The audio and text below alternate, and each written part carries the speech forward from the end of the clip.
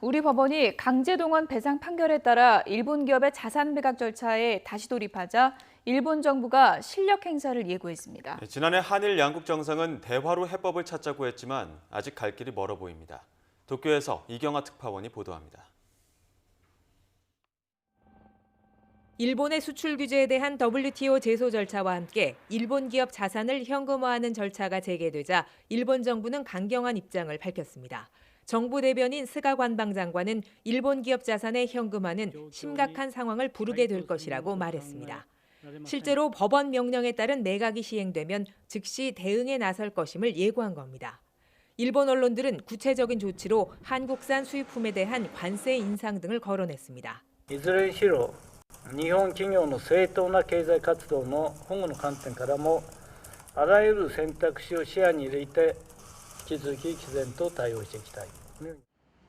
배상 당사자인 일본제철은 한일 청구권 협정으로 이미 해결됐다는 기존 입장과 함께 양국 외교 교섭 상황을 보며 대응하겠다고 밝혔습니다. 하지만 지난해와 같은 극단적인 충돌은 피해야 한다는 인식은 한일 양국이 다르지 않습니다. 모태기 외무성 장관은 방송에 출연해 자산 현금화 전에 해결해야 한다고 말했고 우리 정부도 대화를 계속하겠다고 밝혔습니다. これ解決済みだと韓国の方で何とかしろという対応だけではなくってやはり何とか話し合いの場を作ると話し合って解決するということであればそういう環境そういう雰囲気を作っていく醸成する必要がありますよね。 문제는 코로나19 사태 이후 위기에 놓인 아베 내각이 예상 밖의 강수를 둬 지지층을 다시 결집시키려고 할 가능성입니다. 법원 결정에 따라 일본 기업 자산의 현금화를 향한 시계는 다시 움직이게 됐습니다.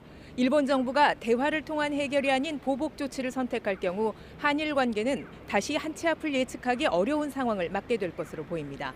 도쿄에서 YTN 이경아입니다.